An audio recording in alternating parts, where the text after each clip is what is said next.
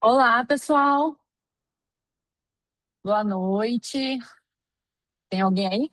Boa noite, tudo bem, Bianca? Boa noite. Tudo bem?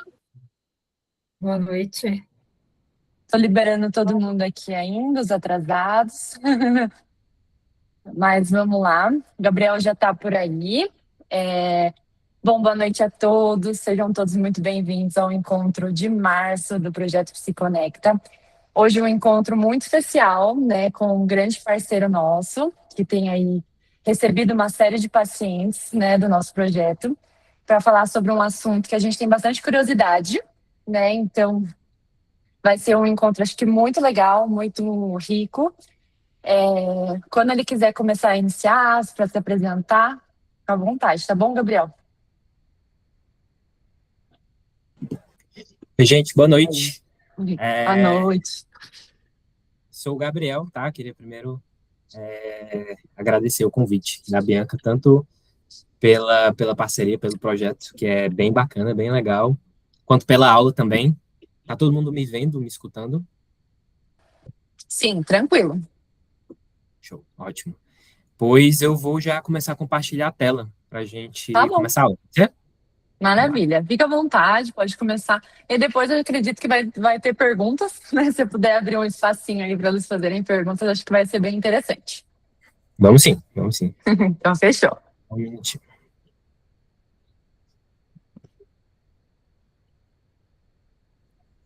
É, tá todo mundo vendo tela cheia? Sim, tudo certinho.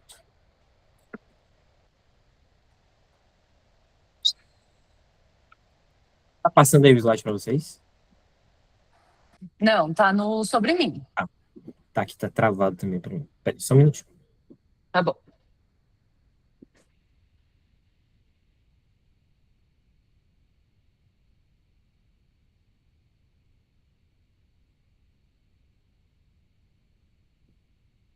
Acho que agora vai. Tá todo mundo vendo? Tudo, tô vendo. Show, ótimo. Acho que vai passando agora certinho. Legal. Pois é isso, gente. Eu sou o Gabriel, como eu falei, queria começar agradecendo o convite da Bianca. E hoje eu vou falar para vocês sobre transtorno de personalidade, tanto os aspectos clínicos quanto questões de tratamento, focando na parte medicamentosa. Tentei fazer dessa aula assim o mais assim, o mais direta possível. É um tema bem denso, assim, tem muita coisa para a gente abordar, mas eu tentei ser mais prático, assim, que é para ajudar a gente mesmo na nossa prática clínica. E é isso, assim, eu queria fazer dessa aula mais uma, não uma aula tão expositiva, mas uma discussão mesmo da gente, para a gente compartilhar experiências e conversar também sobre diagnóstico, enfim. Passou aí para vocês, não passou para mim. Não, ainda tá na primeira, no título. Agora foi? Aham. Legal, vamos lá. Pois vou me apresentar brevemente, né? Se a gente começar a mesma aula. Sou médico, formei em 2022 aqui no Piauí. Hoje eu sou residente de psiquiatria, estou no último ano pela Universidade Federal do Ceará. E assim, a minha experiência aí foi basicamente, eu trabalhei na emergência do Hospital Mental de Messejana durante 2 anos. Lá a gente tem uma emergência porta aberta, 24 horas, é referência do Ceará inteiro. Também enfermaria do Hospital das Clínicas, lá no Ceará, e também no Hospital Mental. Hoje eu estou basicamente em CAPS, né, lá em Fortaleza, pela residência, e atendendo online e presencialmente também. Não coloquei aqui, mas antes de começar a residência também trabalhei 1 ano e meio aí na atenção básica no interior do Piauí, que eu acho que foi uma experiência assim bem engrandecedora para mim. Trabalhar assim com vulnerabilidade social foi bem importante também para mim. E é isso, vamos começar a aula. Primeiro, para a gente conceituar, né, o que é um transtorno de personalidade. Basicamente, um padrão persistente, uma experiência interna de comportamento que se desvia muito das expectativas da cultura do indivíduo. E é muito importante a gente colocar isso para que a gente não balize os comportamentos com base na nossa régua moral, ou da maneira como a gente se portaria diante de determinada situação, né? O importante aqui para a gente chegar a um diagnóstico é a gente saber o que a maioria das pessoas faria diante daquela situação, né? O que seria compartilhado culturalmente, pelo meio em que a gente está inserido. E, assim, esse padrão de comportamento é difuso, é inflexível, começa muito cedo, geralmente na adolescência ou no início da idade adulta, e não muda, né? Assim, não tem um período em que isso vai mudar, começa ali muito cedo, realmente no período em que a personalidade está sendo formada, e ela permanece pela vida inteira do indivíduo. Também, a gente não consegue atribuir isso a outro tipo de causa, por exemplo, uso de substâncias, né? A gente sabe que causas orgânicas, tipo uso de drogas, trauma crânioencefálico, isso também pode afetar a personalidade do indivíduo, alguns tipos mais específicos de epilepsia também. Então, assim, esses transtornos de personalidade, essa maneira de agir, não são atribuíveis a causas orgânicas também. Por isso que é importante que a gente faça esse apanhado da vida inteira da pessoa para saber se isso acontece desde cedo, se isso é estável, se é difuso, acontece em várias áreas da vida. Eu trouxe aqui para vocês a classificação do DSM. A aula, basicamente, a maior parte dela, eu me baseei em DSM, parte de tratamento também do up-to-date, né, para tentar trazer algo o mais atualizado possível para vocês. Só para vocês entenderem, existem alguns tipos de classificação de transtornos de personalidade, o que, pessoalmente, eu uso mais, porque eu acho mais prático, eu acho mais fácil de compreender, e também a minha escola psiquiátrica usa mais essa classificação, é a classificação do DSM, em que a gente divide os transtornos de personalidade em grupos, né, são os clusters. Cada grupo compartilha, agrega algumas características desses transtornos de personalidade, e aí a gente acaba colocando os transtornos dentro dos grupos, porque dentre eles a gente vai compartilhando características, eles acabam parecendo muito um em relação aos outros. E aí, no cluster A gente tem indivíduos que são esquisitos, estranhos, excêntricos, diferentes, assim, de maneira geral. E aí inclui os transtornos de personalidade paranoide, esquizoide, esquizotípico. No cluster B, a gente tem indivíduos que geralmente costumam ser dramáticos, emotivos, impulsivos em excesso, erráticos. E aí, aqui a gente inclui o antissocial, borderline, histriônico e narcisista. E no cluster C, a gente tem indivíduos que parecem ansiosos demais, medrosos demais, dependem demais da avaliação alheia. E aí a gente inclui aqui o evitativo, dependente e obsessivo-compulsivo. Aqui são os critérios do DSM para transtorno de personalidade, o geral, né? Nenhum transtorno em específico. A gente tem um padrão persistente de experiência interna, que se desvia acentuadamente das expectativas culturais do meio em que aquele indivíduo está inserido. E esse padrão, ele afeta cognição, pelo menos duas das áreas, né? Pode ser a cognição, a afetividade, funcionamento interpessoal, controle dos impulsos. Como eu falei para vocês, é um padrão persistente, é inflexível, não muda com o tempo, é um padrão persistente ali na vida da pessoa e necessariamente tem que provocar sofrimento, né? Sofrimento para as áreas social, profissional, relacionamentos, tem que trazer sofrimento importante assim, para a vida do indivíduo para a gente falar de um transtorno. E aí, como eu falei, um padrão estável, tem longa duração, tem que surgir pelo menos na adolescência ou início da fase adulta.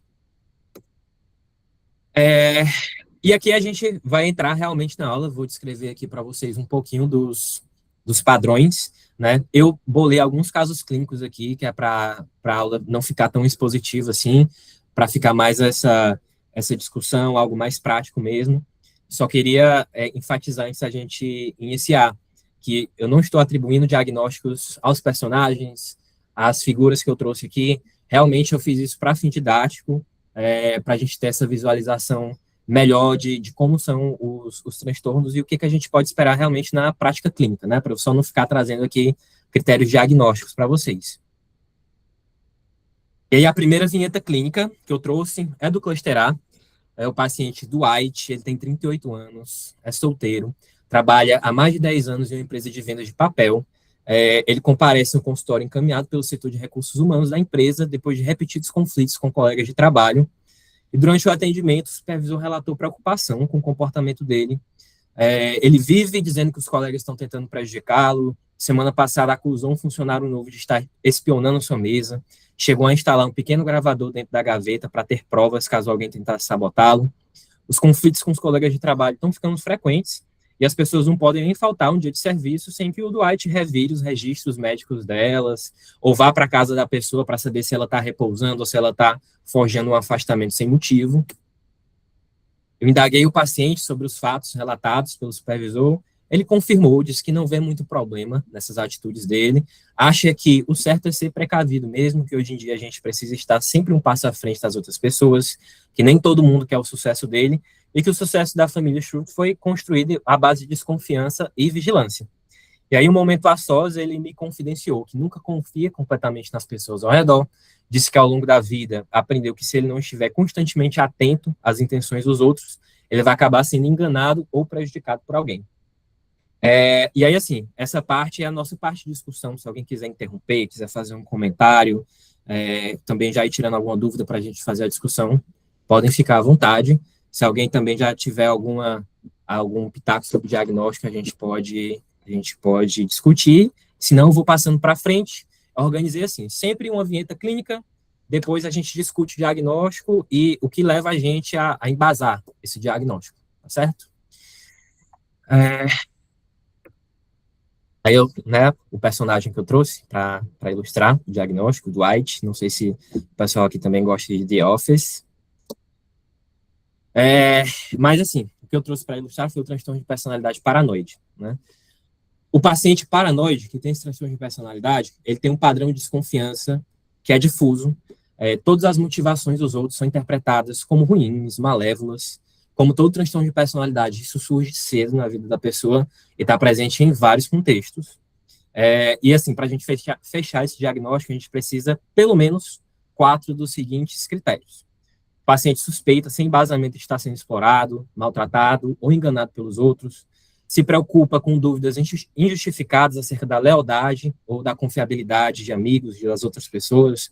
Reluta em confiar nos outros devido ao medo de que as informações vão ser usadas contra ele, percebe significados ocultos, humilhantes ou ameaçadores nos comentários dos outros, guarda rancores de forma persistente, percebe ataques ao caráter ou à reputação que não são percebidos pelos outros, geralmente reage com raiva a isso, contra-ataca muito rápido, e tem suspeitas recorrentes e injustificadas acerca da fidelidade de cônjuge, parceiros sexuais, ou até amigos mesmo. Trouxe aqui algumas características que acabam embasando, ajudando a gente a embasar mais esse diagnóstico, né? De maneira geral, é aquela pessoa que está sempre desconfiada, né? Imagine aquele paciente que é desconfiado, que não confia nos outros.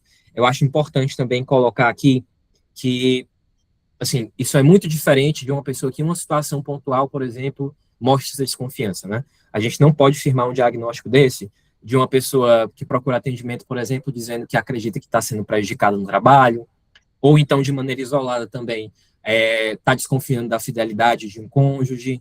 Esse padrão acontece desde cedo, esse padrão de desconfiança aqui no transtorno de personalidade acontece desde cedo e é difuso, né? São dos relacionamentos pessoais, tanto amizades quanto relacionamentos afetivos, no trabalho. Essa pessoa geralmente tem muita dificuldade em firmar laços, né? Em se aproximar das pessoas, porque isso gera muito conflito. É uma pessoa que tende a ser muito combativa, que tende a suspeitar muito dos outros. Então, imaginem aquele protótipo de paciente que é suspicaz, né, que está sempre desconfiado, que os outros sempre querem prejudicá-lo de alguma maneira. E assim, basicamente foi o que eu falei, né? Eles costumam achar que foram profundamente maltratados para as outras pessoas, mesmo na ausência de alguma evidência para isso. Eles relutam muito em confiar ou se tornar íntimos dos outros. E isso acaba, né, como eu falei, prejudicando, limitando muito a convivência social desses pacientes. Geralmente são pessoas difíceis de lidar, a convivência é muito complicada, tem problemas em relacionamentos íntimos, e tem uma natureza muito combativa e desconfiada, que também pode provocar uma resposta negativa com as pessoas com quem esse indivíduo está se relacionando, e isso, secundariamente, pode confirmar as expectativas, as suspeitas originais dessas pessoas. Aqui, trouxe outra vinheta, né? Outro transtorno de personalidade aqui que também está no cluster A. É a Vandinha, ela tem 17 anos, é estudante. Foi encaminhada ao consultório pelos pais após dificuldades recorrentes de interação social na escola. Durante o atendimento, a mãe relata preocupação com o comportamento da filha. A Vandia simplesmente não se interessa por ninguém. Ela passa a maior parte do tempo sozinha, lendo ou escrevendo. Na escola, os professores dizem que ela é muito inteligente, mas que raramente conversa com os colegas ou participa das atividades em grupo. Eu perguntei para a paciente sobre os comentários feitos pela mãe. Ela confirmou as informações, mas disse que não compreende muito bem a preocupação, porque ela não vê motivos para ficar conversando com as outras pessoas quando ela pode fazer coisas mais interessantes sozinha. E aí, um momento a sós também com a paciente, ela relatou que nunca sentiu grande necessidade de ter amigos ou de participar de atividades sociais. Diz que prefere ficar sozinha, se dedicar aos próprios interesses, e que os relacionamentos interpessoais geralmente parecem desnecessários ou pouco estimulantes para ela. Aqui, eu trouxe, né, um caso também, uma caricatura do transtorno de personalidade esquizoide.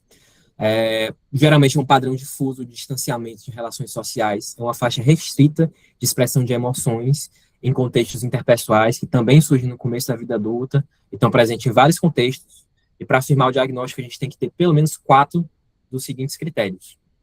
O paciente não deseja nem desfruta de relações íntimas, inclusive fazer parte de uma família. Quase sempre ele prefere atividades solitárias, manifesta pouco ou nenhum interesse em ter experiências sexuais com outras pessoas, tem prazer em poucas atividades e algumas vezes até em nenhuma atividade, não tem amigos próximos ou confidentes que não sejam familiares de primeiro grau, mostram-se indiferentes a elogios ou críticas de outras pessoas e demonstram frieza emocional, distanciamento ou embotamento afetivo. Assim, esse paciente aqui, a gente tem que imaginar aquele paciente que é distante, né? Ele não vai ser suspicaz, ele não vai sempre ficar desconfiado em relação à intenção dos outros, mas ele também não tem grande apreço em firmar laços, em se tornar muito próximo das pessoas. Além disso, essa falta de interação social, essa falta de afetividade dele, não faz falta, né? Dificilmente esse paciente vai chegar para o consultório sozinho, dizendo que gostaria de se tornar próximo de alguém, de ter uma relação mais profunda com alguém. Eu estou vendo que tem algumas dúvidas aqui, mas eu não consigo abrir porque eu estou no slide. Se alguém quiser, pode abrir o microfone e perguntar. Dúvida da Larissa. Quer falar, Larissa? Quer que eu fale? Vou falar. Ela perguntou como diferenciar isso em relação à introversão. Certo. Esses diagnósticos diferenciais, né, são bem complicados. Realmente são bem difíceis.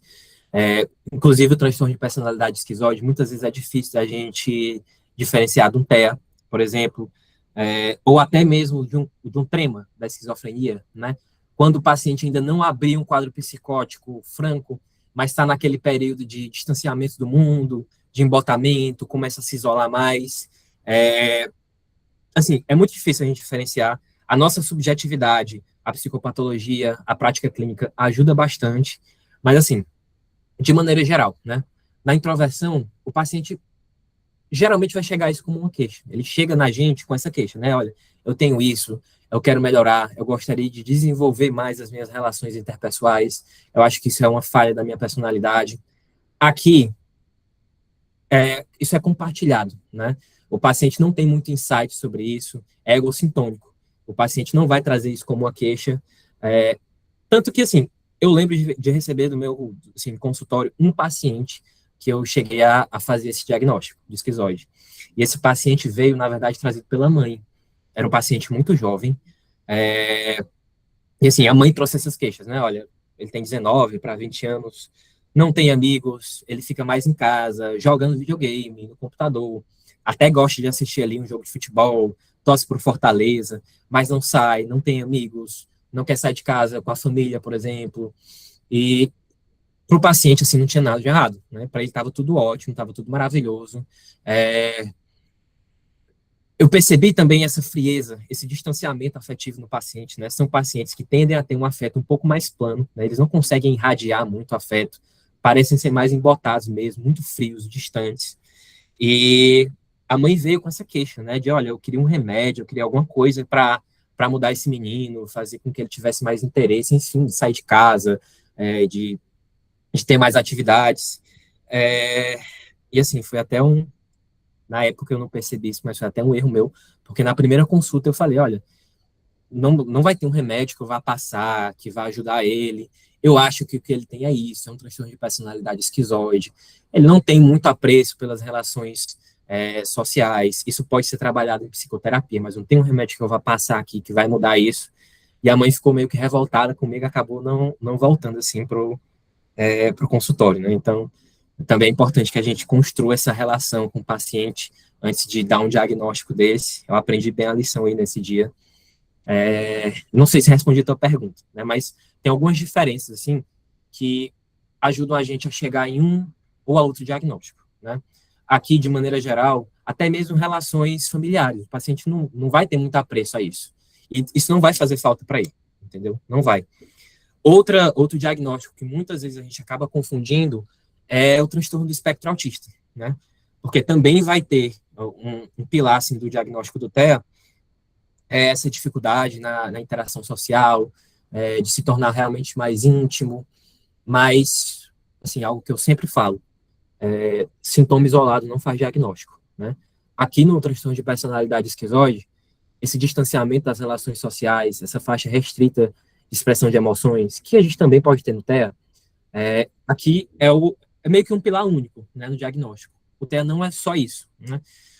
O TEA, essas dificuldades aparecem geralmente desde quando o paciente é bebê, não é nem a infância, realmente desde o bebê, né? Então a gente pode ter diferenças ali, dificuldades no sorriso social, na interação do bebê com a mãe ou com outros bebês, desde que ele é muito pequeno, além do déficit social em si, e tudo que envolve, né, a questão social, tanto do desenvolvimento da fala, que também pode ser atrasado, quanto na maneira como ele interpreta também as interações sociais, a maneira como ele interpreta o que é dito, que muitas vezes é distorcido. Além disso, a gente tem os comportamentos, né, que são restritos, que podem ser repetitivos, as estereotipias. São pacientes que também tendem a ter uma dificuldade muito grande para lidar com mudança de rotina, né, mesmo quando essa mudança é pequena, é algo pontual. Também, geralmente, são pacientes que podem ter aquelas hipersensibilidades, né, texturas, sons. Então, assim, há outras dificuldades também que ajudam a gente a diferenciar, mas, assim, não é fácil. Realmente não é fácil. É algo que tem que ser trabalhado muito, assim, com prática clínica mesmo, de ver o paciente, de sentir o jeitão do paciente, entrevista com os pais, né, porque são padrões que aparecem desde cedo, até mais cedo, realmente, ali, como é um transtorno do neurodesenvolvimento mesmo, é o que aparece desde quando o paciente é bebê. Então, são coisas que ajudam a gente a diferenciar também uma coisa da outra. Pronto. Essa aqui eu não trouxe nenhum personagem, porque realmente eu tive dificuldade para achar alguém que se encaixasse, então eu criei um caso clínico. É o Lúcio, tem 34 anos, solteiro, mora sozinho, trabalha como programador freelancer, área em que costuma atuar bem por permitir longos períodos de trabalho individual. O paciente comparece ao consultório após a insistência da irmã, que relata preocupação com alguns comportamentos considerados incomuns. Durante o atendimento, a acompanhante comenta: o Lúcio sempre foi um pouco diferente, ele prefere ficar mais na dele, quase não tem amigos próximos. Mesmo assim, ele consegue trabalhar normalmente no computador e às vezes sai comigo para jantar ou visitar os nossos pais, embora pareça não gostar muito dessas situações. Ele fala umas coisas estranhas. Outro dia comentou que às vezes sente que algumas plantas da casa dele parecem reagir de forma diferente, dependendo de quem entra no ambiente. Indaga o paciente sobre os comentários feitos pela irmã. Ele confirma, mas diz que talvez as pessoas apenas não prestem atenção suficiente a certos detalhes do ambiente. Conta que às vezes tem a impressão de que consegue perceber mudanças sutis no clima ou na energia de determinados lugares.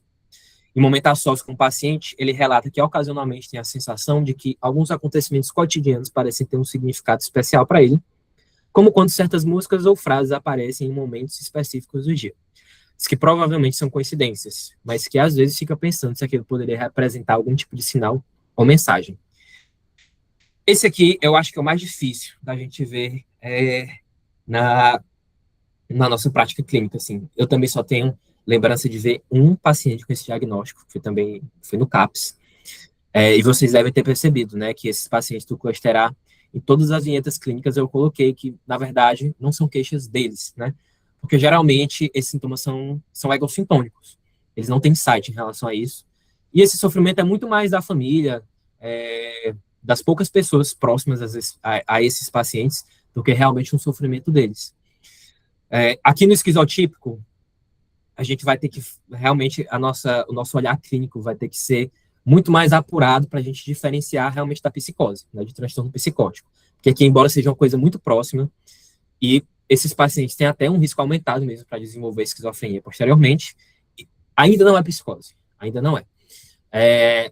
Nesse transtorno, a gente tem um padrão difuso de déficits sociais, interpessoais, marcados por desconforto agudo e capacidade reduzida para relacionamentos íntimos, além de distorções cognitivas ou perceptivas e comportamento excêntrico. Imagine esse paciente aqui como um paciente realmente diferente, aquela pessoa mais estranha, e o familiar traz isso, né? Ele pode falar, olha, que sempre foi uma criança estranha, diferente das outras. Aqui, nesse caso, como em todo, né? Tudo no cluster A, como eu falei, os grupos compartilham características. Então, a gente vai ter esse distanciamento social também, mas esse não vai ser o foco principal, aquele transtorno de personalidade.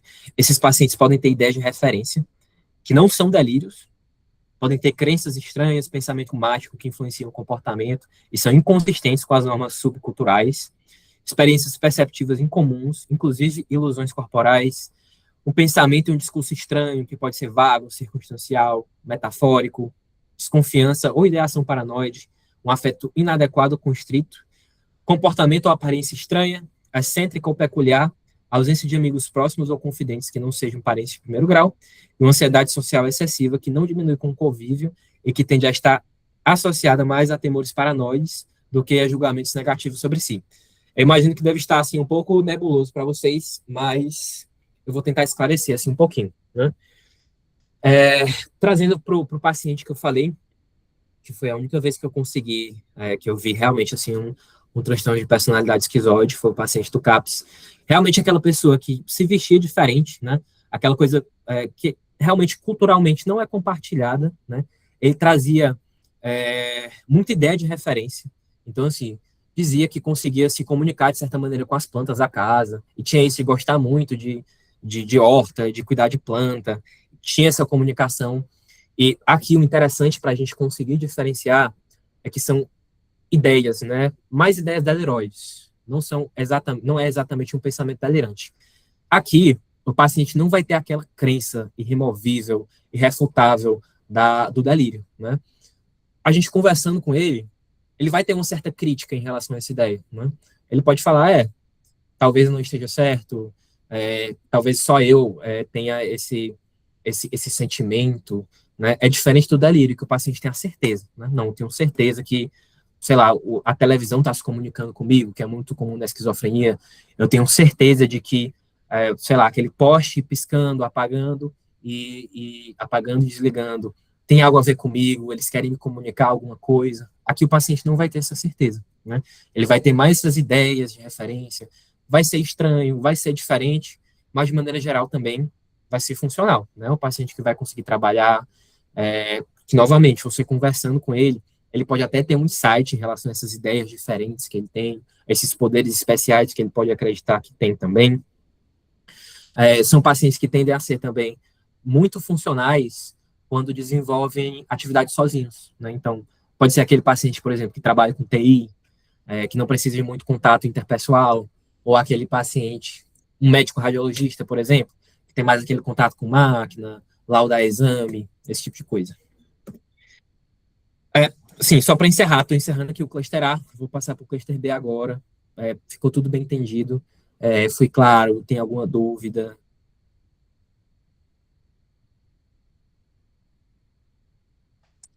Tudo certo. Estão sinalizando com joinha aqui. Vamos lá. Coração, estamos acompanhando. Tá ótimo. Agora, vou passar para o cluster B. O cluster A é realmente bem difícil de chegar ao diagnóstico. Epidemiologicamente é mais difícil da gente encontrar mesmo, mas o cluster B é muito comum, né? Bem comum, pelo menos na minha prática clínica é o que eu mais encontro, é o que eu mais diagnostico, e aí eu acho que é a parte mais rica da aula. Vamos lá, primeira vinheta do cluster B. Agostinho Carrara tem 35 anos, é empresário e taxista, casado há 15 anos com Maria Isabel. O paciente vem ao consultório trazido pela esposa, sem entender exatamente o motivo da consulta. Durante o atendimento, a acompanhante refere estar farta dos comportamentos do marido. Já conversei com ele várias vezes, mas ele parece não se importar com ninguém, nem com a família. Só desse ano para cá, ele já gastou com apostas o dinheiro do leite do nosso filho, pegou escondido o dinheiro que meu pai ia pagar a conta de luz e já está devendo mais de R$ 200 de cerveja na pastelaria do Beisol. Eu indago o paciente sobre os fatos relatados. Ele confirma, mas diz não entender o motivo de tantas reclamações. Em um momento a sós com o paciente, ele me confidencia que desde adolescente sonha em ter muito dinheiro e ser um empresário de sucesso, dizendo que não mede esforços para que seu sonho torne-se realidade, nem que para isso seja necessário enganar alguém ou trapacear. Doutor, se a gente esperar o jeito certo, as coisas nunca saem do lugar. E aí o Agostinho, né? Acho que esse aqui é o exemplo que todo mundo vai conhecer, todo mundo vai saber. Aqui eu quis trazer para vocês, né, um exemplo do transtorno de personalidade antissocial. Eu sei que muitas vezes, quando a gente imagina, né, o paciente antissocial, a gente tem aquele estereótipo do psicopata, do sociopata, do assassino, né, do serial killer, que é o que mais está vinculado aí na mídia. Mas, assim, acho que isso serve para todos os transtornos de personalidade que eu estou trazendo aqui, né? As representações diferem de paciente para paciente, né? Cada transtorno de personalidade aqui, a gente tem uma série de critérios, e para afirmar esse diagnóstico, por exemplo, a gente precisa de 3 critérios só, né? Então, assim, a apresentação é ampla, mesmo dentro de cada transtorno de personalidade, a gente tem apresentações diferentes.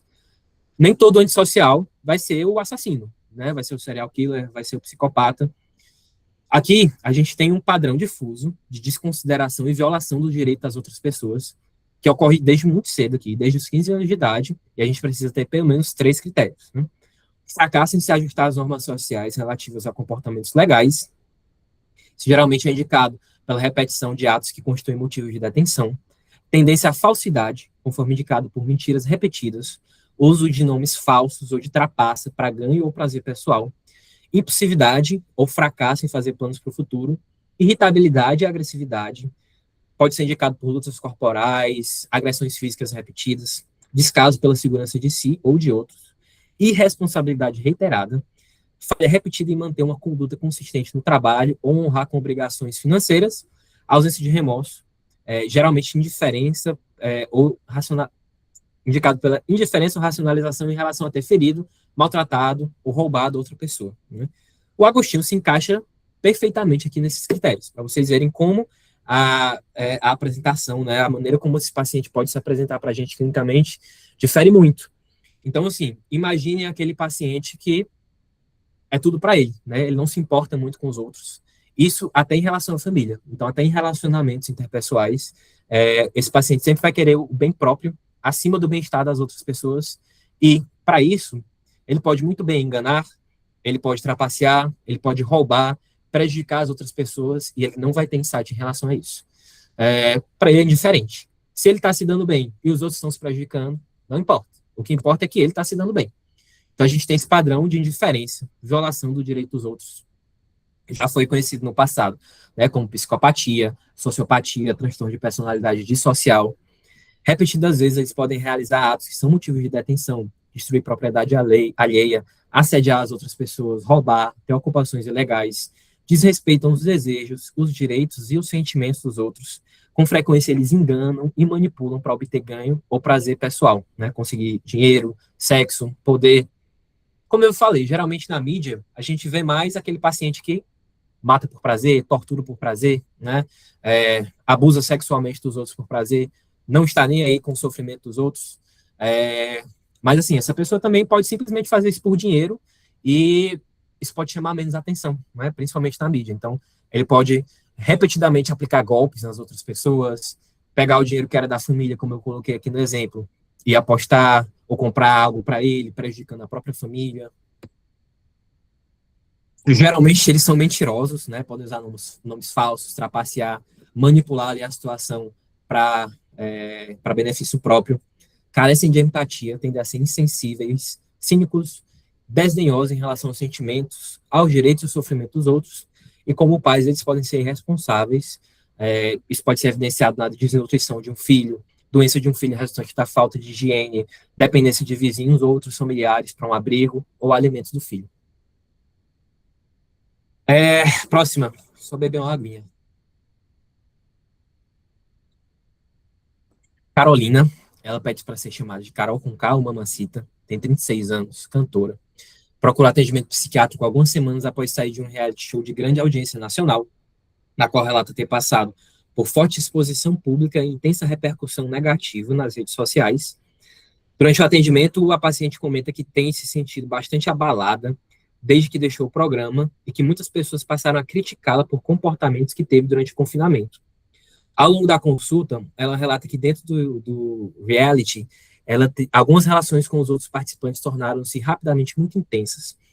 Inicialmente, ela se aproximava bastante de determinadas pessoas, demonstrava grande confiança e afeto, mas quando percebia atitudes que interpretava como deslealdade, desrespeito, sentia uma raiva muito intensa e tinha dificuldades em controlar as reações. A paciente reconhece que em vários momentos do programa acabou se exaltando de forma exagerada em discussões com outros participantes, especialmente quando sentia que estava sendo criticada ou rejeitada. Refere que nessas situações reagia impulsivamente e depois ficava se sentindo mal ou arrependida. Em momento posterior da consulta, relata que frequentemente vive emoções muito intensas nas relações interpessoais e que situações envolvendo possível rejeição ou afastamento de pessoas próximas costumam lhe provocar grande angústia e medo de ficar sozinho. Aqui todo mundo também vai conhecer, né? A maioria das pessoas. Aqui eu trouxe também o transtorno de personalidade borderline, né? Esse aqui, pelo menos para mim, é o que mais chega no consultório. É muito, muito frequente, né? E também é o que eu mais vejo, principalmente dos outros colegas médicos, né? Geralmente chega com o diagnóstico errado. Então, eu acho que é o que mais cabe discussão, principalmente em relação ao diagnóstico diferencial, porque o nome já diz, né? É muito fronteiriço esse diagnóstico. Enfim, é um padrão difuso de instabilidade nas relações interpessoais, da autoimagem, dos afetos e de impulsividade acentuada que surge no início da vida adulta e que está presente em vários contextos, conforme indicados por 5 ou mais dos seguintes critérios. Esforço desesperado para evitar abandono real ou imaginado. Padrão de relacionamentos interpessoais instáveis e intensos, caracterizados pela alternância entre extremos de idealização ou desvalorização. Perturbação da identidade, então tem uma instabilidade acentuada e persistente da autoimagem ou da percepção de si mesmo.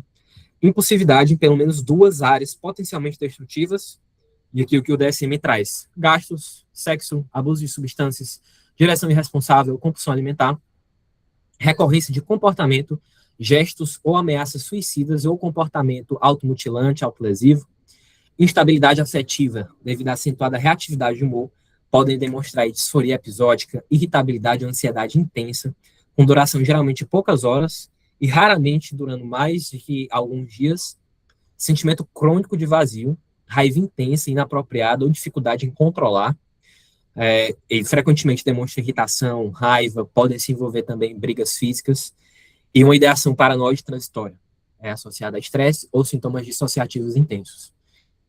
Aqui, como vocês podem ver, vários desses critérios aqui são critérios também para outros transtornos, né? E aí eu acredito que é por isso que muitas vezes esses pacientes chegam com diagnóstico errado no nosso consultório. Essa questão da impulsividade, isso aqui acaba confundindo muito com TAB, né, com bipolaridade. Então são pacientes que tendem a ser extremamente impulsivos, né? Podem sim gastar demais, podem sim se envolver em atividades sexuais de risco, abusar de drogas ou de bebida alcoólica, dirigir de maneira irresponsável, enfim, tendem a ter uma série de comportamentos que são autodestrutivos, né? Por ter um humor, né, um afeto também acentuadamente reativo, podem ter disforia, podem ter irritabilidade, podem se mostrar muitas vezes extremamente agitados ou ansiosos, que também isso pode causar muita confusão com o transtorno bipolar, né? E assim, eu acho que a outra grande confusão que eu vejo, pelo menos na minha prática, é com o transtorno depressivo. Muitas vezes o paciente chega, olha, Gabriel, já estou tratando, sei lá, tem 5, 10 anos por depressão crônica e fui diagnosticado já com depressão grave, e quando a gente vai ver, não é isso, né? Tem esse vazio crônico, que muitas vezes se confunde, tem esse pensamento autolesivo, esse flerte com a morte que acompanha o paciente a vida inteira, e muitas vezes isso passa despercebido e acaba sendo levado como um episódio depressivo, quando não é, né? E, assim, as principais maneiras da gente conseguir diferenciar na prática, né, o que é um transtorno borderline, o que é um transtorno de humor, é a maneira como esse padrão se mostra na nossa frente, né? O paciente que é borderline, vocês podem ver aqui nos critérios, né? Esses sentimentos são crônicos, esse vazio é crônico. Então, você vai perguntar para ele, geralmente eu faço essa pergunta, desde quando você se sente triste? Desde quando você se sente sozinho? E o paciente vai falar, olha, eu nem me lembro, acho que desde a adolescência, isso me acompanha desde sempre. A gente pergunta para o paciente, quantas tentativas de suicídio você já teve? Geralmente ele responde, não sei contar. Já foram muitas vezes. E quando a gente vai ver, geralmente são tentativas mais benignas, né? É diferente daquele episódio depressivo grave. Então você vai perguntar como é que foi essa tentativa de suicídio. O paciente fala, tomei 5 comprimidos de dipirona, por exemplo. Ou tomei 5 comprimidos de sertralina, né? São tentativas que tendem a ser mais tranquilas, se é que a gente pode colocar com esse termo, né? A letalidade é muito menor, né? Então, assim, lógico que são pacientes que têm um risco de suicídio maior, se a gente for comparar com o resto da população, mas é importante que a gente faça esse diagnóstico correto, porque o paciente que tem um episódio depressivo grave, o risco de suicídio é muito maior, né? E aí, outra coisa que ajuda a gente a diferenciar também, a gente tem que investigar bem como é essa ideação suicida, se é que há uma ideação suicida, se tem planejamento suicida também, né? O que a gente vê mais na prática aqui no borderline são ideias passivas de morte. Então o paciente fala, olha, eu sempre fui triste, sempre me senti sozinho, abandonado, então a vida para mim nunca fez muito sentido, né? Para mim, se eu morresse, não faria diferença, né? Então, assim, isso é mais uma ideia passiva de morte. É diferente daquele paciente que, em um recorte da vida dele, ele teve um episódio depressivo, então ele não é assim cronicamente, né? Tem um período ali da vida em que ele perdeu funcionalidade, em que ele tá mais triste, que ele não consegue mais trabalhar, que ele teve uma perda do autocuidado, não consegue nem tomar banho, fazer atividades simples do dia a dia, e a morte passou a rondar a vida dele. Então ele fala, olha, frequentemente eu penso em me jogar na janela, a vida para mim não faz sentido nenhum, eu já cheguei a comprar, sei lá, remédios, benzodiazepínico, tá guardado lá na minha gaveta, já fiz até uma carta para me despedir da minha família, então é algo muito mais estruturado, né? Bem mais estruturado do que aquela ideia passiva de morte do borderline.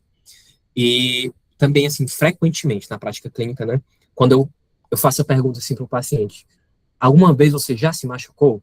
Eles respondem que sim.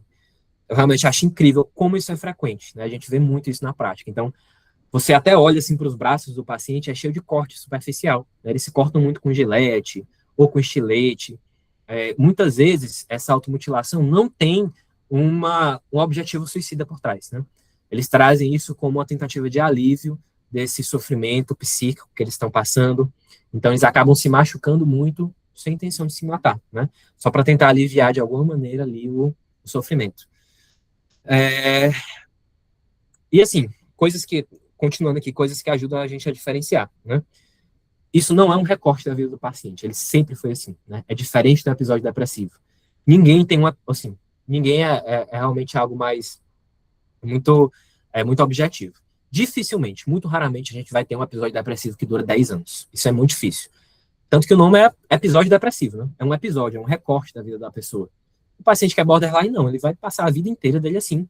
E também algo que ajuda a gente a diferenciar, principalmente do transtorno bipolar, que o paciente vai ter, né, na bipolaridade, um período da vida dele de impulsividade, de aumento de energia, de redução da necessidade de sono. Então, assim, esse paciente não vai dormir e não vai se cansar também, né? Vai ter muita energia, vai se envolver em comportamento de risco, mas isso é um recorte. Isso dura 7 a 14 dias, né? É diferente do borderline também, que cronicamente ele pode ser impossível, né? Isso não é um recorte da vida dele. Isso vai fazer parte da personalidade, do jeito dele de ser. Alguns aspectos aqui que vão ajudar a gente a afirmar também esse diagnóstico, geralmente são indivíduos sensíveis às circunstâncias ambientais, então a percepção de uma separação ou rejeição, ou a perda da estrutura externa podem levar a mudanças profundas na autoimagem, no afeto, na cognição e no comportamento. Eles têm um medo intenso de abandono, experimentam uma raiva inadequada, mesmo diante de uma separação de curto prazo que parecia óbvia, né, que parecia muito real. Geralmente eles tendem a fazer um esforço desesperado para evitar o abandono. Isso pode incluir ações impulsivas, como automutilação, ou até comportamento suicida mesmo. Podem mudar rapidamente, né, em relação aos relacionamentos entre a idealização ou a desvalorização. Então, frequentemente também no consultório, vocês vão ver que essas pessoas vão se envolver em relacionamentos e, conheci essa pessoa aqui tem 2 semanas, essa pessoa é a melhor pessoa do mundo, né? Já quero passar uma vida com ela, já quero compartilhar tudo com ela, da mesma maneira como ela é idealizada, ela também é desvalorizada. Ao primeiro vacilo, ela vai cancelar essa pessoa, e vai ter embate com ela, né? Ela vai bater de frente, vai gritar, às vezes pode até se envolver mesmo em conflito físico com a pessoa. Então, assim, eu sempre tento imaginar o transtorno de personalidade borderline com pessoas muito intensas, né? Elas vivem o bom e vivem o ruim de maneira muito intensa. Então, assim, elas não vão ficar tristes. Todo mundo sente tristeza, né? Então, algum parente meu tá doente, tive um problema no emprego, fui demitido, todo mundo vai sentir tristeza diante disso. Mas para essas pessoas aqui, o relacionamento delas terminou, a minha vida acabou, né? Eu já quero me matar, eu quero acabar com tudo. E se acontecer algo bom também, vai ser a maior felicidade do mundo, né? Eles vão sair, vão usar droga, podem, né? Podem sair, podem usar droga, podem se envolver sexualmente com muitas pessoas. A felicidade também é experimentada com muita intensidade.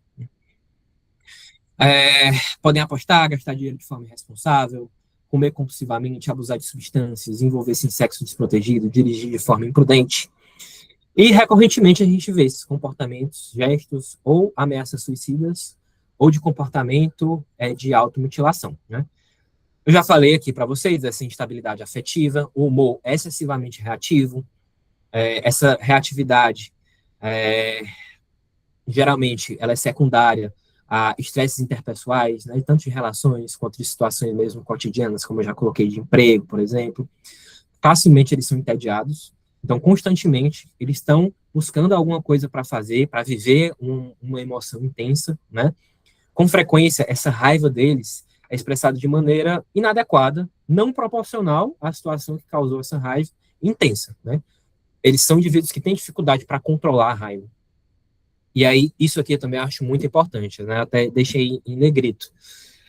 Pode ter ideação paranoide ou sintomas dissociativos transitórios, porque frequentemente também, assim, eu vejo médicos me encaminhando pacientes que são borderline, aí o paciente chega dizendo que já foi diagnosticado com esquizofrenia. Gente, paciente que tem diagnóstico, né, que é borderline, frequentemente também ele vai ter pseudo-alucinação. Isso é muito comum, que é diferente da alucinação verdadeira da psicose, né? Quem tem transtorno de personalidade não é psicótico. E aqui também é uma grande dificuldade, assim, que a gente pode ter na prática clínica, né? De diferenciar o que é uma psicose real e do que é uma pseudo-alucinação, né? Do que é o paciente ali tendo um sintoma reativo, alguma dificuldade que ele encontrou ali no dia a dia. Mas, assim, perguntas importantes que a gente pode fazer que ajudam a diferenciar. O paciente que tem que é border, né? Que vai ter pseudo-alucinação, muitas vezes ele vai confundir um pensamento que é introjetado com algo externo, né? Então, eu sempre pergunto, essa voz que você disse que está escutando é dentro ou fora da sua cabeça? Quando o paciente diz que é introjetada, isso já é um grande, grande indicativo para a gente que é uma pseudo-alucinação, que não é uma alucinação verdadeira, logo o paciente não é psicótico. Outra coisa, geralmente, né, quando a gente está falando de pseudo-alucinação também, esses sintomas são descritos com pobreza de detalhes, né? Então, qual é o conteúdo? Você me pergunta também, qual é o conteúdo? O que é que essa voz fala para você? Geralmente, é uma fala solta, né? Tipo, você não presta. Não é nada desenvolvido, não é uma conversa, né? Que o esquizofrênico tem longas conversas com vozes que são extrojetadas, que vêm de fora, né? Então, você não presta, acaba com tudo. Teve uma pergunta aí, eu acho, né? Enfim, vocês podem abrir o microfone também para me interromper. Enfim. Então, falha a pergunta agora? Pode falar. Pseudo-alucinação e despersonalização são coisas diferentes? Foi a Letícia que perguntou. Tá, são coisas diferentes. Sintoma dissociativo, né? É diferente de sintoma paranoide, assim, por exemplo. A dissociação a gente vai mais para despersonalização e para desrealização, né? Como é que isso acontece na prática aqui com borderline? A gente vê um trauma pessoal, o paciente, vou usar o exemplo do término, porque é o que eu mais vejo acontecer. Brigou com o parceiro, brigou com o namorado, com a namorada, e aí falou, tive uma briga muito intensa, cheguei em casa, e aí ficou tudo estranho, né? Parecia que estava tudo borrado, parecia que o tempo estava passando de uma maneira diferente. Isso é sintoma dissociativo, que acontece principalmente por despersonalização, desrealização, né? A desrealização é mais a maneira como eu enxergo o mundo. Então, eu vou ver o mundo diferente, né? As coisas podem ser borradas, como se fosse um sonho. O paciente geralmente vai relatar isso, né? As coisas podem perder a nitidez, eu posso ter uma percepção diferente do tempo. Isso é algo que acontece muito com drogas, né? Com o uso de drogas. Mas pode aparecer aqui no transtorno de personalidade também. A minha percepção do tempo é diferente. E a desrealização é a maneira como eu me enxergo, né? Então, eu posso me enxergar borrado, diferente, como se eu não pertencesse ali ao mundo, como se eu não soubesse o que está acontecendo, como se eu estivesse alheio ao mundo, né? Então, entendam como uma percepção diferente de si mesmo ou do mundo, a maneira como as coisas estão acontecendo. E aí, assim, pseudo-alucinação, a gente vai mais para a psicose, né? Quem é psicótico não tem sintoma dissociativo, pelo menos geralmente não tem, é muito difícil. O psicótico, ele tem experiências reais, né? Para ele é real.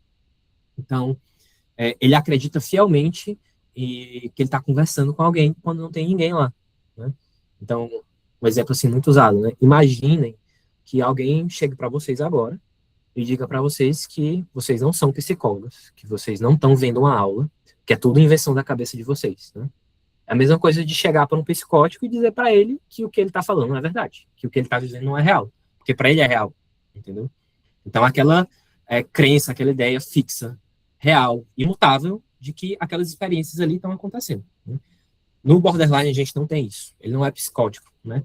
Então, é o que eu estou falando para vocês. Muitas vezes, esses pensamentos dele, ele confunde com algo externo, né? Então, ele tem aquele pensamento de que ele não é suficiente, que ele não presta, e ele traz para a gente isso como uma queixa de uma voz, né? Mas quando a gente vai investigar, isso é uma pseudo-alucinação, não é uma alucinação verdadeira, não é aquela experiência real do esquizofrênico, né? Por quê? Porque o border traz com uma voz dentro da cabeça, não fora da cabeça. O border traz de maneira pobre. Então, geralmente, isso aqui aconteceu depois de um trauma pessoal. Isso aqui aconteceu...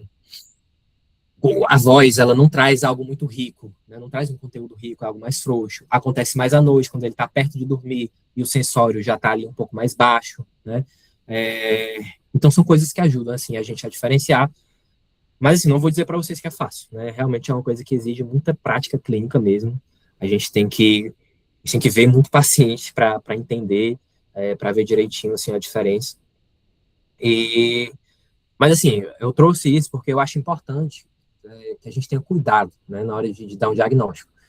Porque é muito comum. Eu recebo muito paciente que foi atendido por outro médico e aí chega falando que tem bipolaridade ou que é esquizofrênico, que eu acho mais absurdo ainda, né?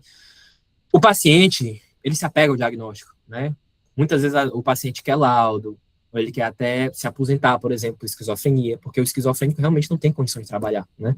Então, quando a gente fala para um paciente que é esquizofrênico, gente, isso é muito sério, muito sério, né? A bipolaridade também é uma doença seríssima, assim, muitas vezes traz muito prejuízo funcional, laboral, o paciente não consegue trabalhar. Então, assim, não são diagnósticos fáceis, né? A gente tem que ter esse olhar, assim, clínico muito apurado na hora de diferenciar uma coisa da outra. É isso, não sei se eu fui claro aqui, mas foi o transtorno que eu mais quis me estender, porque é o que eu mais vejo aqui na prática clínica. E uma coisa que eu acho importante também, que eu esqueci de citar, o paciente que é border, ele também pode passar por episódio depressivo, tá, gente? São comorbidades que muitas vezes acontecem, e algo que é importante para a gente diferenciar, né? O paciente que é border e está passando por um episódio depressivo, a gente vai ter uma mudança nesse padrão de funcionamento dele, né? Então, pode ter uma quebra ali. A partir de um certo momento, ele disse que ele já não consegue mais trabalhar. Antes ele trabalhava, agora ele não consegue mais trabalhar.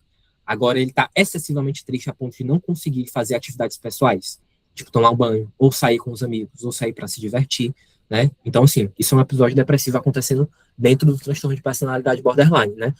Dentro daquela pessoa que já tinha uma afetividade negativa prévia, que já tinha uma impulsividade prévia.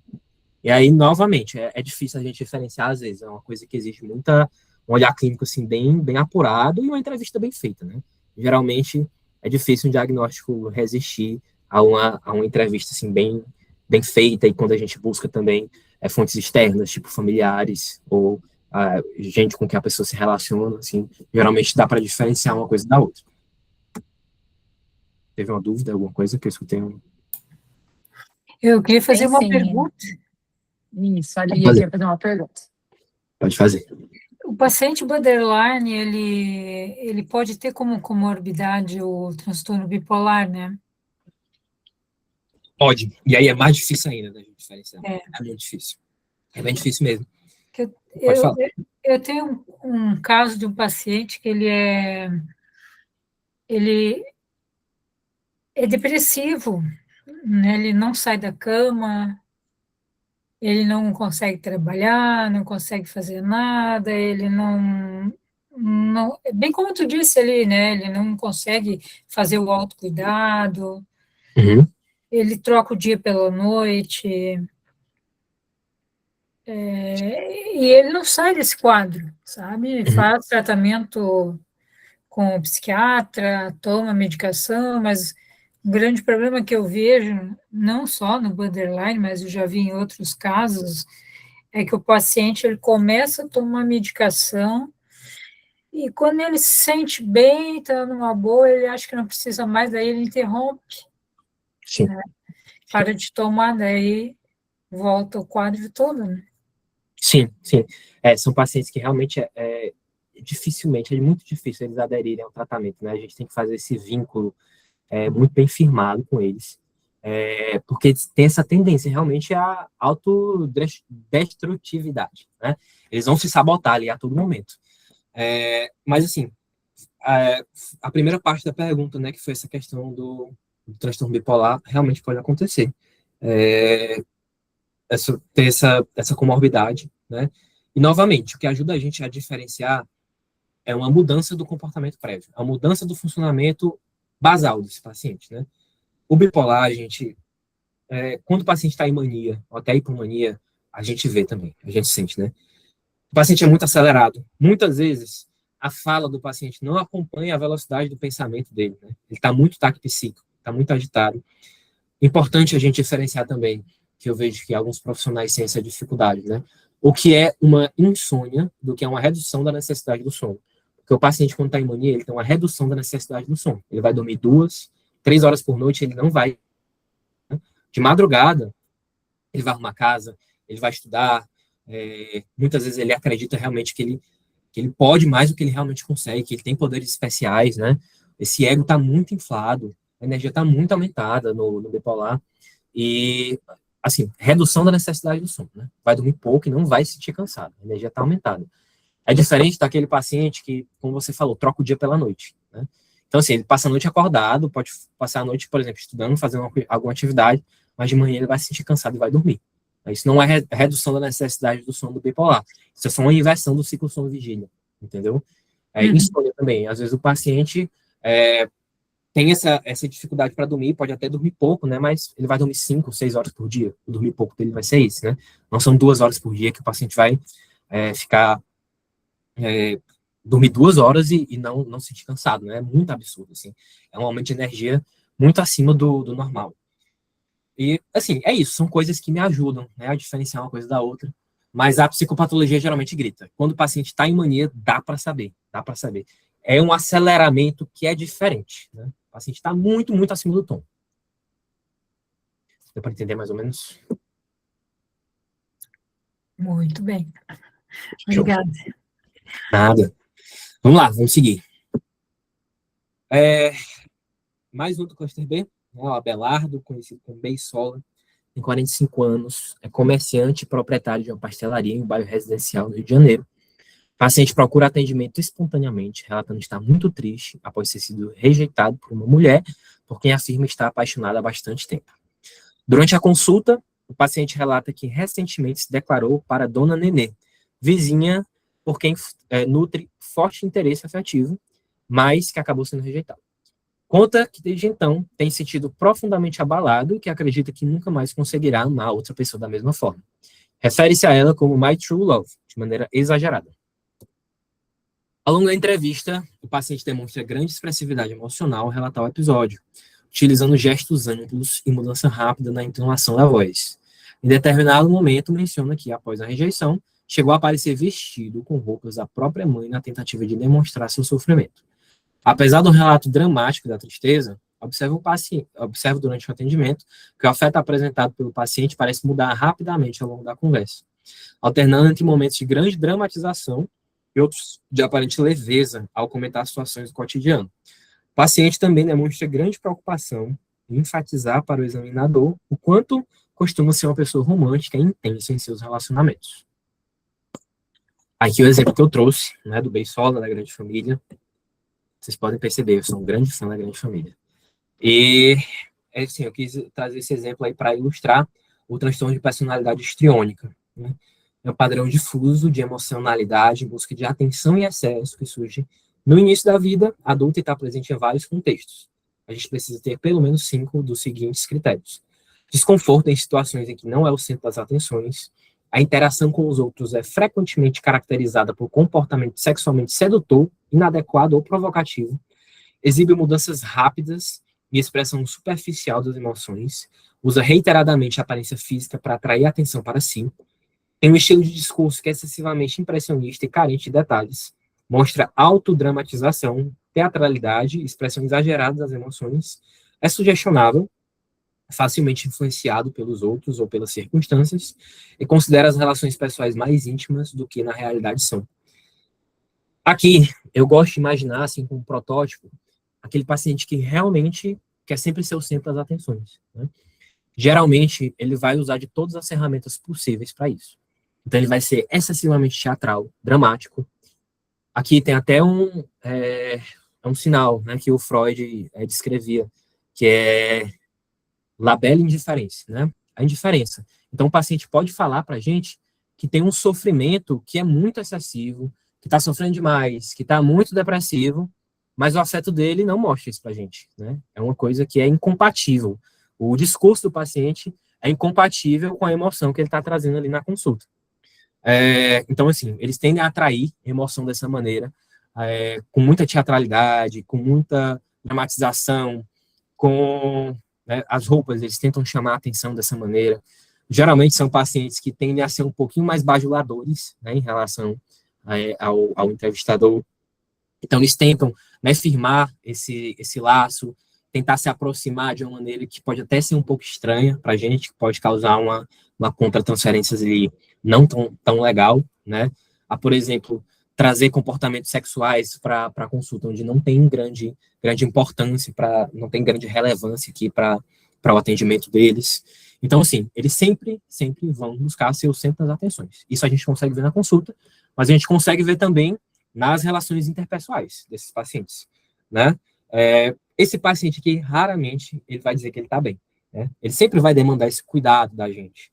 Ele pode até dizer que alguma coisa melhorou, mas vai melhorar pouco, quando melhorar, né? Porque ele quer ser cuidado, ele quer ter essa relação de proximidade com todo mundo, né? Com o namorado, com os pais, com os irmãos e também com o assistente, com o médico ou psicólogo assistente dele. São cheios de vida, são dramáticos, tendem a atrair a atenção para si. Caso eles não sejam o centro das atenções, podem fazer algo dramático, tipo inventar histórias, criar uma cena, podem buscar controlar o parceiro por meio de manipulação emocional, sedução, ao mesmo tempo que mostram uma dependência acentuada, né, dos parceiros. Com frequência, eles ficam deprimidos ou aborrecidos quando não são o centro das atenções. Isso aqui eram as características que eu queria trazer. Também eu vejo bastante, assim, né, esse transtorno de personalidade na prática clínica. Eu acho até um quadro interessante aqui para trazer para vocês, né? Esses pacientes, muitas vezes, como eu falei, eles vão ser dramáticos, eles vão ser teatrais, eles vão exagerar em relação aos sintomas, mas isso não é algo consciente, tá? Eles não estão simulando. Para eles, aquele sofrimento é real, né? Eu tinha, assim, no CAPS, eu desenvolvo algumas atividades em grupo, em que a gente faz, né, atendimentos em grupo, a gente compartilha experiências, os pacientes vão dizendo como estão, e eu tinha uma paciente histriônica que uma vez foi para o grupo. E aí, no meio do grupo, ela começou a trazer os sintomas supostamente psicóticos que, novamente, que nem no borderline, não era uma psicose real, né? Tirou uma faca de dentro da bolsa, então foi aquela comoção, né? Todo mundo ficou com medo, todo mundo ficou olhando para ela. Ela disse que estava vendo uma mulher de roxo ali na hora, que trouxe a faca para se defender. A gente tirou ela no grupo. Então, assim, tão rápido quanto ela saiu do grupo e a gente começou a atender ela individualmente. A gente trouxe aquela intenção, aquela atenção individual para ela, e sintomas psicóticos desapareceram. Né? Então, novamente, isso não é uma psicose real. Psicose real não dá para a gente mudar, só com remédio, né? O paciente realmente acredita e está vivendo aquela experiência, tá? Então, assim, conversa não desfaz psicose, como eu consegui desfazer com essa paciente, né? Consegui ali, acabei distraindo ela na entrevista, essa psicose. Suposta psicose, ela sumiu. Psicose não sume, né? Psicose verdadeira não sume com conversa, é imutável, né? Se a gente mudar o paciente de ambiente, isso não vai mudar, geralmente só cede com medicamento, tá? E o último do cluster B é o Barney Stinson. Ele tem 38 anos, solteiro, executivo do setor financeiro, procura atendimento após insistência de um amigo próximo, Ted Mosby, que relata preocupação com a forma como ele vem conduzindo seus relacionamentos interpessoais. Durante a consulta, o paciente afirma não entender muito bem o motivo da preocupação dos amigos, mas comenta que decidiu vir apenas para provar que não há nada de errado. Ao longo da entrevista, o Barney relatou com entusiasmo diversas conquistas profissionais e pessoais, enfatizou repetidamente que costuma se destacar em praticamente todos os ambientes em que frequenta. Conta que costuma atrair muita atenção em eventos sociais e afirma que as pessoas naturalmente se interessam por alguém com tanta confiança e sucesso. Quando questionado sobre relacionamentos afetivos, relata que costuma se envolver com diversas pessoas, mas afirma que raramente encontra alguém que esteja no mesmo nível que ele. Diz também que, em sua experiência, muitas pessoas acabam se aproximando dele porque reconhecem nele essas qualidades excepcionais. Durante a consulta, observa que o paciente frequentemente direciona a conversa para suas próprias conquistas e demonstra pouca curiosidade em relação ao impacto de seus comportamentos sobre as outras pessoas. Em determinados momentos, também demonstra irritação leve, quando suas afirmações são questionadas ou quando não recebe validação que espera do examinador. Aqui também eu acho mais difícil de pegar na prática clínica, porque esses pacientes simplesmente não procuram atendimento, né? Geralmente eles vêm trazidos por outras pessoas, então, pelo cônjuge, ou novamente por irmão, pelos pais, porque para eles não tem nada de errado, né? São pacientes que geralmente também a contratransferência é complicada, pelo menos assim, em relação a mim, né? Porque durante a consulta eles vão sempre trazer o foco para si, né? E é diferente do paciente histriônico, né, que ele tenta trazer o foco para si pela dramatização excessiva, pelo exagero dos sentimentos, né, pelo exagero do afeto, pelo que ele está sentindo. O narcisista, ele vai trazer a atenção para si, mas sempre com aquele ego muito auto-inflado, né, sempre trazendo conquistas pessoais. Então, diferente do histriônico, o histriônico ele quer atenção para ser cuidado, ele é frágil, né, o narcisista não. Ele quer atenção para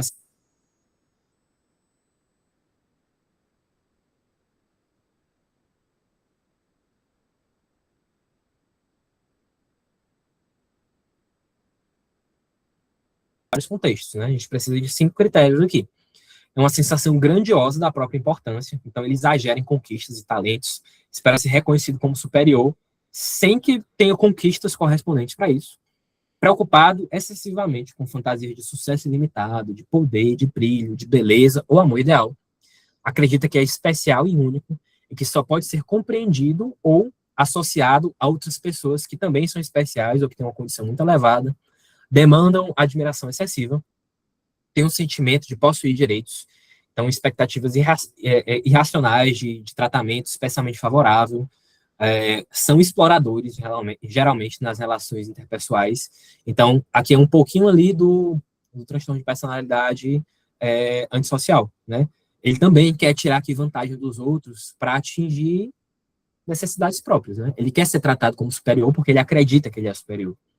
Carece de empatia, então ele reluta em reconhecer, identificar sentimentos, necessidades ou a qualidade das outras pessoas, né?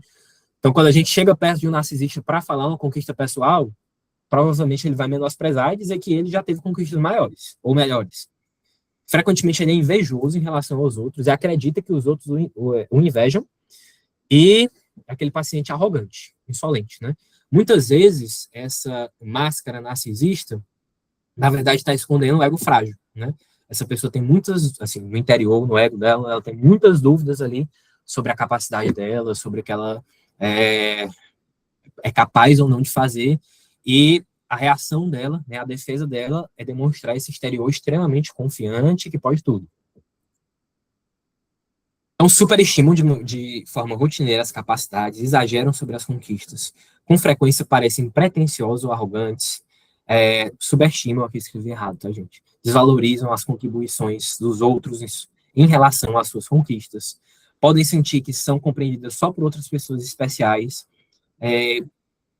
acreditam que suas necessidades são especiais, então, além do conhecimento das pessoas comuns, podem formar relações ou amizades ou romances somente se a outra pessoa possibilita um avanço dos propósitos dela, então incrementa a autoestima dela e tem uma necessidade constante de admiração. E, assim, é isso, né? É difícil porque dificilmente esses pacientes vão aparecer no consultório pedindo ajuda ou aceitando tratamento. Também tenho lembrança assim, de poucos pacientes que eu atendi que tinham transtorno de personalidade narcisista. Um deles eu encaminhei até para terapia, e aí a resposta dele assim, é espetacular. Ele falou que não iria para terapia, porque ele não iria ser analisado por alguém que ele considera que não é tão inteligente quanto ele. E aí esses pacientes dificilmente eles engajam também no tratamento, né? Mais à frente a gente vai falar, não tem tratamento medicamentoso para isso, é psicoterapia mesmo. E é isso, são pessoas extremamente difíceis de lidar. Tanto as relações sociais quanto a gente, né? A gente como profissional também lidar com esses pacientes. Deixa eu perguntar. Vocês querem que eu passe logo para tratamento? Ainda tem um cluster C, e realmente é uma aula bem extensa, assim, é muita coisa para falar. Eu realmente tinha minhas dúvidas se daria para a gente comentar tudo em 1 hora. Então, assim, eu queria saber de vocês, se a gente... Os transtornos de personalidade mais comuns, assim, a gente já citou. Então, eu queria saber se a gente passa para tratamento ou vocês querem ver também os transtornos do cluster C.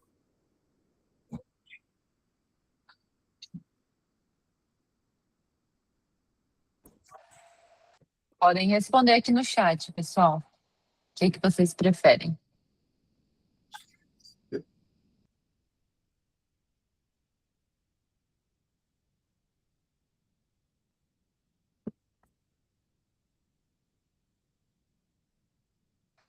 Israel falou tratamento. Já está bem extenso, né? Tá bem Tratamento. Então, vamos lá. Já tá dando nó já na cabeça. Vamos lá. Depois a gente pode marcar aí depois para ver os cluster C. Sim, perfeito.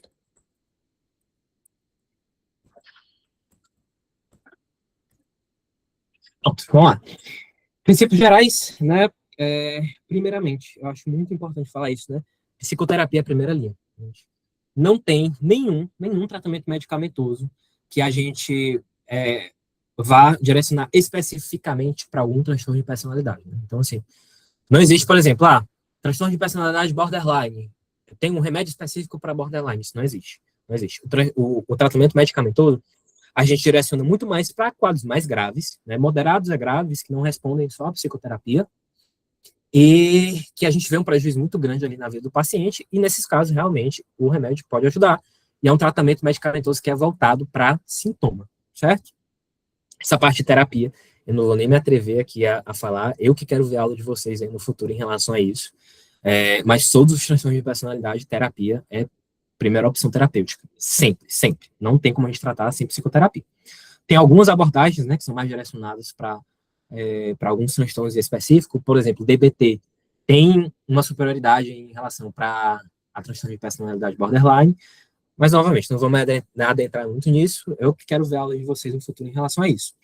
Focar bem aqui no parte medicamentosa, né, os medicamentos não tratam o transtorno de personalidade em si, a gente usa de uma forma complementar para reduzir domínios específicos dos sintomas que estão causando sofrimento, que a psicoterapia não conseguiu resolver por si só e que estão causando prejuízo funcional. Então, esses sintomas que a gente consegue, né, manejar com o remédio incluem impulsividade, agressividade, instabilidade afetiva, sintomas depressivos ou ansiosos, distorções cognitivas ou perceptivas e comportamento autoagressivo. A evidência para remédio aqui é limitada, é heterogênea. Então, assim, as decisões geralmente são individuais, né? A gente vê paciente por paciente, e a gente sempre toma essa decisão compartilhada, não só com o paciente, mas também com o terapeuta. A estratégia aqui principal é focar no tratamento de sintoma, não do transtorno em si, certo? A gente direciona para alguns domínios sintomáticos. Então, Os principais que a gente consegue tratar com remédio, como eu já falei, as distorções cognitivas perceptivas, então as pseudo-alucinações, que eu falei muito para vocês, né, no decorrer das aulas, as dissociações a gente consegue melhorar também, impulsividade, descontrole comportamental, principalmente no borderline, né, aquele paciente que é mais impulsivo, que se envolve muitas vezes em conflitos físicos. Eu já vi isso atrapalhar muito paciente no trabalho, né, que chegou realmente a agredir colega de trabalho, ou agredir na rua outras pessoas. A desregulação afetiva, que é aquela montanha-russa emocional do paciente estar triste demais, ou estar feliz demais, né, experimentar os sentimentos, o afeto com intensidade muito maior do que o normal, e o comportamento autolesivo. Antipsicóticos. Acaba sendo a classe principal, né, que a gente usa, mas aqui a gente tem que usar a dose baixa, sempre.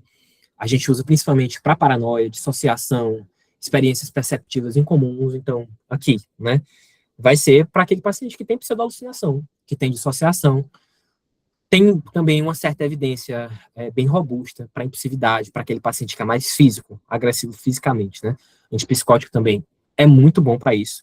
A gente usa principalmente em esquizotípico, né, porque a gente acaba vendo mais essas distorções cognitivas perceptivas, e para border mais grave, eu também acabo usando bastante, né.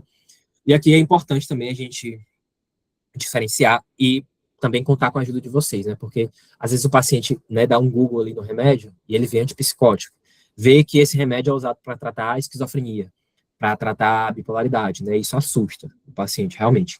Mas aqui a gente usa em doses bem baixinhas e não tem benefício de usar em doses mais altas, né.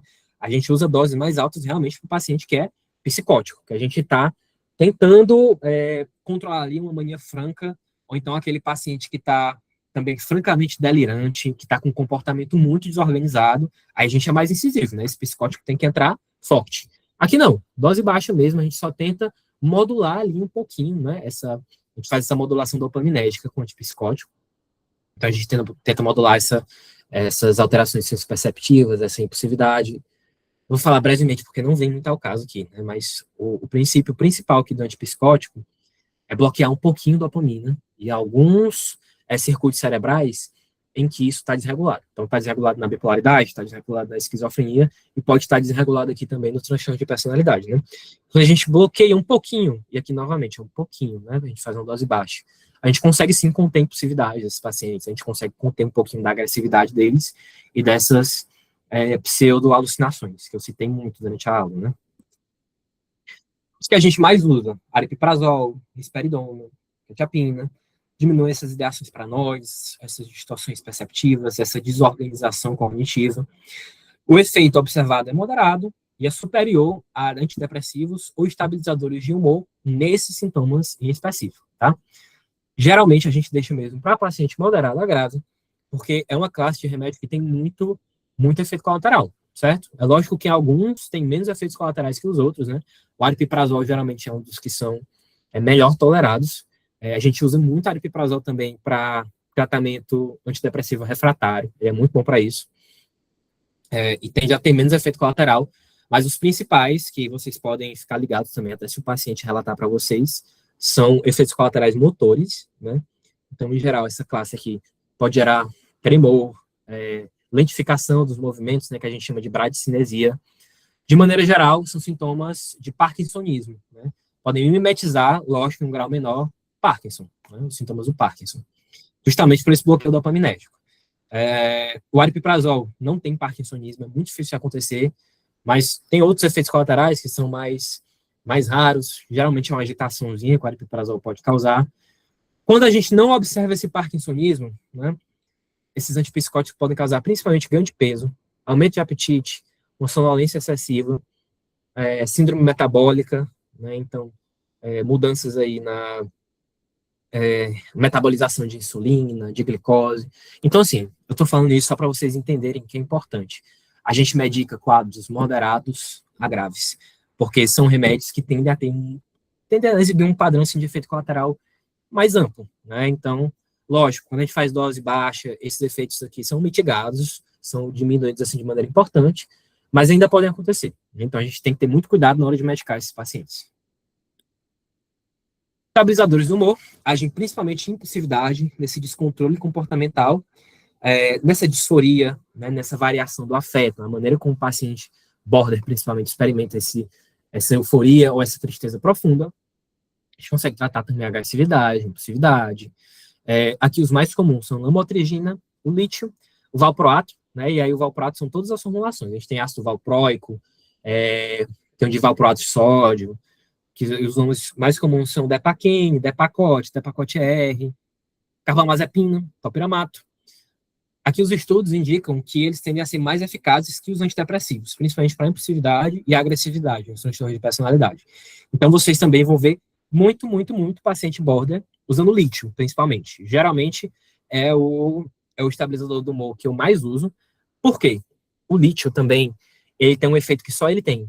É o único remédio que existe, assim, até agora, que os estudos mostraram que tem algum efeito sobre pensamentos de morte, certo? Então, para a ideação suicida, para esses pacientes que cronicamente têm comportamento autolesivo, que têm ideação passiva de morte, é um remédio bom. Ele é o único, na verdade, que tem algum efeito nisso, certo? Então vai servir para muita coisa, né? Para agressividade, para essa variação do humor e para esses pensamentos de morte também. Geralmente eu começo com lítio, e aí se não dá certo, eu passo para uma segunda linha, para outro estabilizador do humor. Aqui, igual os antipsicóticos, né? A gente não precisa de doses muito altas, que geralmente a gente usa para quem tem bipolaridade ou para quem tem um transtorno esquizoafetivo, por exemplo. A gente faz dose baixinha mesmo. Transtorno de personalidade não precisa de dose muito alta de remédio. E a gente também tem que ver o perfil do paciente, né? Tem paciente que não pode usar lítio, porque o lítio tem algumas questões, né? Tem questões com função renal, então quem tem função renal comprometida não pode usar. Ele pode alterar também função tireoidiana, então a gente tem que fazer alguns exames laboratoriais periódicos para acompanhar isso. De maneira geral, todos os remédios têm efeitos colaterais e a gente vai manejando isso com o paciente. A gente vê o perfil de remédio que o paciente consegue se adaptar e que vai ser melhor para ele, né? O valproato também é um remédio muito bom, estabilizador do humor muito bom, não vai ter esse efeito sobre pensamento de morte, mas tem outras questões, né? Geralmente ele pode causar ganho de peso, pode ter questões com uma certa lentificação, sonolência também. Carbamazepina interage com todo tipo de remédio, então, geralmente também é um remédio que a gente tenta ter um pouco de cuidado na hora de fazer. Enfim, é isso, né? Todos os remédios têm efeitos colaterais e a gente vai conversando isso com o paciente, tentando manejar da melhor maneira possível e fazendo quando é necessário, principalmente. Antidepressivos, também vocês vão ver muito, né? Principalmente border fazendo antidepressivo, geralmente de maneira equivocada, né? Às vezes ele é realmente diagnosticado de maneira errada, com um episódio depressivo, e assim, ele ganha ali um antidepressivo, mas que não ajuda tanto, assim, ele. Por isso também que geralmente esses pacientes chegam, né, no consultório e falam, olha, já tomei todo tipo de remédio, fluoxetina, sertralina, estalopram, não funciona nada. Esses remédios não prestam. É porque não é indicado para ele, né? O remédio é muito bom, só que quando bem indicado. E a gente usa aqui quando o paciente tem sintoma depressivo, então aquilo que eu falei, quando tem a comorbidade, né? O paciente está depressivo, ou então ele tem um transtorno ansioso comórbido, ou então ele está disfórico, né? O que a gente falou que pode acontecer de algum transtorno de humor comórbido ali acontecendo. O efeito sobre depressão e transtorno de personalidade é pequeno, então aqui, a gente não vai conseguir resolver aquela afetividade negativa, aquela distimia, né? Com antidepressivo. Isso aí é psicoterapia, tá? Benefício para ansiedade também. Quando é uma ansiedade não transtorno ansioso, também tende a ser discreto. E o impacto sobre raiva ou impulsividade aqui é muito limitado. A gente usa ou antipsicótico ou estabilizador do humor em dose baixa. Então, aqui, o papel do antidepressivo, a gente usa quando tem uma comorbidade clara, ou depressão, ou transtorno de ansiedade acontecendo ao mesmo tempo. Medicamentos que a gente tem que evitar a todo custo, né? Benzodiazepínicos, então Rivotril, o alprazolam, que é o frontal, né? Clonazepam, enfim, bromazepam, benzodiazepínicos de maneira geral. Zolpidem, né? Droga Z, então Prisma, Zolpidem. Esses pacientes tendem a ser muito impulsivos, como a gente já comentou, né? E eles têm essa questão da ideação suicida mais crônica, da ideia passiva de morte mais crônica. Então, embora eles sejam pacientes em baixo risco de suicídio, eles podem tentar alguma vez, e se eles tiverem essa arma dentro de casa, né, um remédio que tem uma alta letalidade em tentativa de suicídio, eles vão conseguir. Então, a gente tem que evitar munir os pacientes com esses medicamentos, tá? Benzodiazepínico a gente evita ao máximo. Quando é necessário, assim, a gente usar, a gente deixa com o familiar, então eu converso com o pai, com o namorado, com o noivo, olha, fica aqui com o remédio, não deixe ela ter acesso, use aqui esse remédio só se tiver uma crise muito grande, que ela esteja passando muito mal, e benzo serve para isso. De maneira geral, o clonazepam serve para isso, né? É uma crise muito grande que eu quero evitar que o paciente vá para o hospital, né, para tomar o benzo na veia, então ele toma ali em casa, fica tranquilo e pronto, né? Mas se o paciente pelo menos cita suicídio no decorrer dos atendimentos, a gente fala com o familiar para reter o remédio. Isso vale para o lítio também, tá, gente? Porque o lítio, como eu falei, é um remédio muito bom para ideação suicida, para esses pensamentos de morte, só que ele é altamente letal, né? Intoxicação por lítio é letal, e o pior, uma vez que o paciente está intoxicado, só resolve com diálise. Tem que ir para hemodiálise, fazer procedimento mesmo para lavar o sangue, para tirar o lixo do sangue. Então, intoxicações por benzo e por lítio tendem a ser letais. A gente tem que ter cuidado também com esses remédios. A gente evita também tricíclicos, né, que são antidepressivos que tendem a ser mais letais. Só para vocês entenderem, sertralina, fluoxetina, estalopram, é uma baixíssima letalidade, né? Dificilmente o paciente vai conseguir fazer mal a ele mesmo tomando uma dose excessiva desses remédios. É lógico, se forem 100 comprimidos, né, ele vai conseguir. Mas, assim, dificilmente os pacientes têm esse monte de comprimido, têm acesso a esse monte de comprimido, né? Geralmente eles tomam 10, tomam 15, no máximo uma cartela, que são 15 ou 30 comprimidos. Mas antidepressivos tricíclicos são mais letais. Então, amitriptilina, nortriptilina, alguns mais antigos, que são os imalos, né? Trandicypromina, são altamente letais também. Então, quando a gente faz esses remédios, porque são antidepressivos muito eficazes, a gente também deixa ali com o familiar. Sempre também alinho isso com os pacientes, né? A expectativa sobre o tratamento. Então, eu sempre busco falar nesses casos, né, que o remédio não vai ser definitivo. Eles precisam aderir à terapia, porque o remédio é mais um paliativo, né? Enquanto eles não aprendem a se autorregular na terapia, aprender a lidar com essas limitações, com esses comportamentos que muitas vezes são autodestrutivos, que machucam a si mesmo e as outras pessoas, o remédio vai ajudar com isso, né? Mas é autolimitado, gente. A terapia é, sim, um tratamento a longo prazo, então o paciente precisa ser orientado em relação a isso. O benefício é modesto, vai ajudar ele, mas não vai mudar a vida dele, não vai resolver a vida dele. Alguns remédios demoram algumas semanas, né, para aparecer, então não é um efeito imediato. A gente começa um remédio, vai tomando ele todo dia. Geralmente, com 2 semanas, a primeira resposta ali começa a aparecer. A gente espera um benefício máximo ali dentro de 1 mês, mas pode se estender um pouquinho mais. E não existe remédio que cura transtorno de personalidade. Novamente, a gente age em cima ali do sintoma, tá? O objetivo aqui do remédio é facilitar o funcionamento desse paciente e facilitar o engajamento também na terapia. Adesão, né, foi até citado aqui durante a aula, segue sendo o principal desafio. Então, a gente tem que trazer esse paciente para perto, fazer consultas regulares, estabelecer um bom vínculo com o paciente, validar sempre a experiência dele, porque, como eu estou falando, né, às vezes pode parecer simulação para a gente, mas para o paciente não, aquela experiência, aquele sofrimento é real, né? Ter uma comunicação clara com o paciente, deixar muito claro até onde a terapia pode ir, o que a gente vai conseguir de ganho, o que a gente também pode acrescentar de malefício quando a gente está falando de remédio, né? Evitar a polifarmácia, até para evitar dar munição para esses pacientes tentarem suicídio, né? Psicoeducar sobre o que é o tratamento, sobre o que o tratamento, como ele vai agir, até onde ele pode ir. E é isso. Manter de maneira mais eficaz possível esse vínculo terapêutico, essa continuidade do cuidado. Foi isso, gente. Essas foram minhas referências, usei principalmente o DSM. No UpToDate eu peguei essa parte de tratamento para trazer a evidência mais atual possível, o Kaplan também. E é isso, para quem quiser entrar em contato, são essas formas aí de entrar em contato comigo, sou bem tranquilo, não vou responder na hora, mas eu vou responder em algum momento que você tiver um tempinho, tá bom? E é isso. Maravilha. Alguém tem alguma dúvida? Quer falar alguma coisa? Só elogios aqui no chat. Não sei se você está acompanhando, Gabriel. Pronto, Foi muito eu vou bom. aqui para acompanhar. Para você dar uma olhada no que elas estão falando.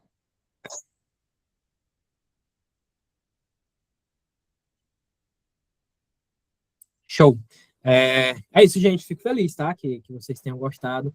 É isso, eu tentei trazer, assim, né, que fosse pouco expositiva a aula, para que fosse realmente mais voltado para a prática, que eu acho que isso é mais importante, para a gente conseguir diferenciar mesmo na prática clínica. Não se preocupem, é difícil mesmo, é bem complicado, né? Isso aqui exige, a gente tem que ver muito paciente para ver essas diferenças na prática. Os clusters, né, eles abrigam ali diagnósticos, então tem muita coisa compartilhada de um transtorno para o outro, Mas é isso, assim, o importante é a gente não se afobar, a gente não precisa dar o diagnóstico na primeira consulta, a gente pode ir conhecendo o paciente aos poucos, até ter certeza do diagnóstico. Depois da consulta, a gente pode ir atrás de alguma, né, bibliografia de referência para ler, ir atrás, agregar mais informação ali ao diagnóstico. E é isso, assim, estou aqui para agregar o que for necessário e agradecer aí de novo, né, A gente que agradece, Gabriel. Vamos precisar de você em outros momentos para falar sobre outros assuntos, né? A gente também fica à disposição. Caso alguém tenha alguma pergunta também que queira contatar ele, ele é super aberto, né? Sim, com certeza. Muito obrigada. Valeu, gente. Obrigado a vocês, tá? E é isso. Tchau, tchau, gente. Boa noite a todos. Boa noite para todos, boa semana.